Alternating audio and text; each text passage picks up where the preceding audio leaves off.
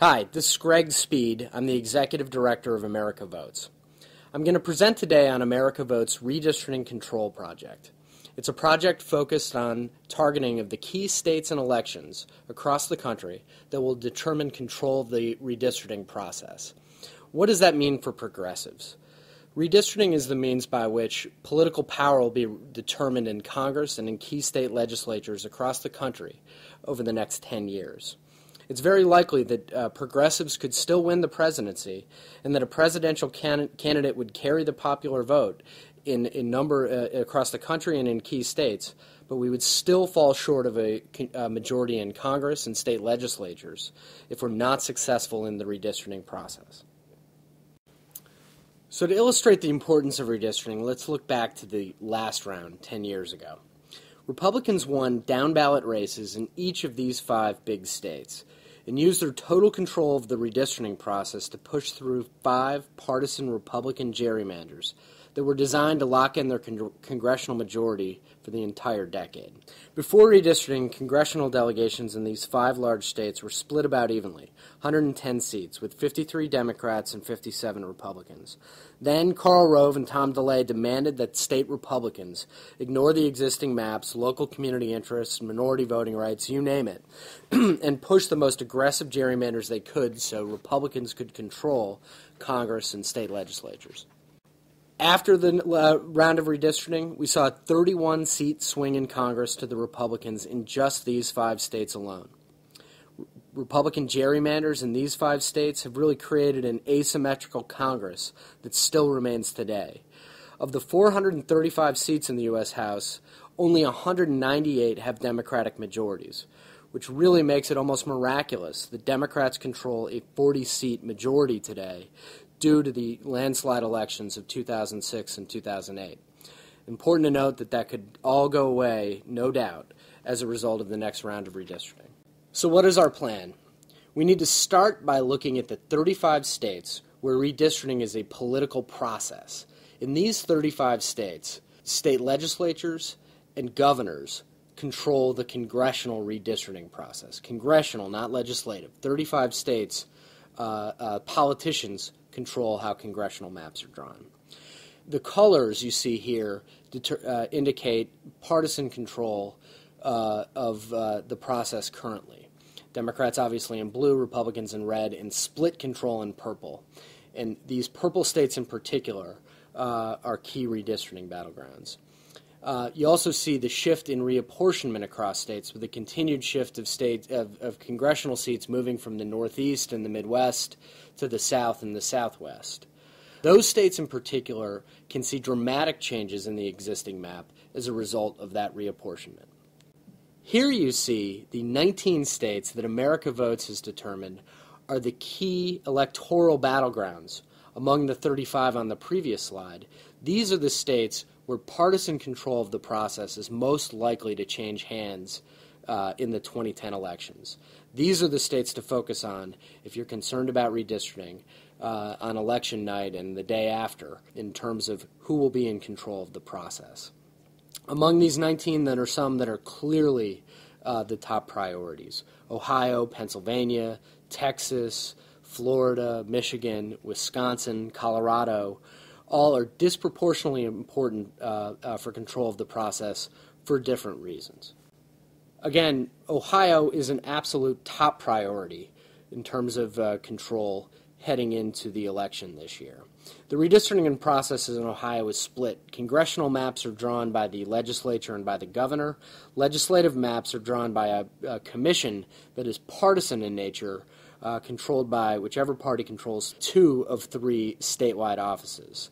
That is why for Congress, the race for the state house and governor are so vital. And for control of redistricting within the state, for the state legislature, whomever controls the governor and auditor's race will be key to control of that process. So what's the best strategic approach? We need to look within these key states, including Ohio, at where races are nested on top of each other.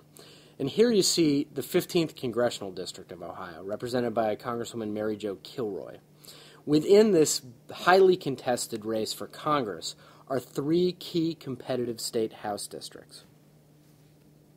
So here's how we target for control based on key targets like the 15th Congressional District.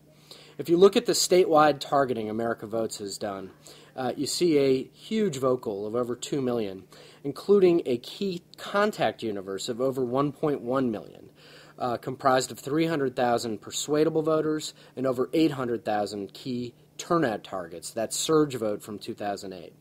If you break this down further and look at that key congressional race in Ohio 15, you see a vote goal of 120,000, with under 60,000 voters that are important priorities to target for persuasion and turnout. And then when you boil it down to that top redistricting priority, one state legislative race that is key within the 15th Congressional District, State House District 21, the targeted universe of voters is under 4,500, or just under 4,600, to reach that vote goal of only 21,000. So how are we going to reach that vote goal of 21,602 in State House District 21? This is what America Votes does. We take the work that our progressive partner organizations would currently or might be doing within, in or around this district, and align them strategically to ensure that they prioritize this district first because it is so important for redistricting, as opposed to perhaps a neighboring area outside of this legislative district, and align them with the voters they are best equipped to contact. So obviously environmental voters for Environment Ohio and the Sierra Club, single women and pro-choice voters with Emily's List and Planned Parenthood, etc., etc. So let's break it down further and look at one of the key surge voters we need to target to meet our vote goal in House District 21. To do that, to reach 21,602, we need to turn out 3,289 of the so-called surge vote. Here is one of them, Tamara Rogers. We've pulled her record off the voter file using the America Votes van. This is a tool we provide to every progressive partner organization around the America Votes table, providing them with a wealth of data about every voter in the state. For instance, Tamara registered in 2004, but for whatever reason never voted for the first time until 2008.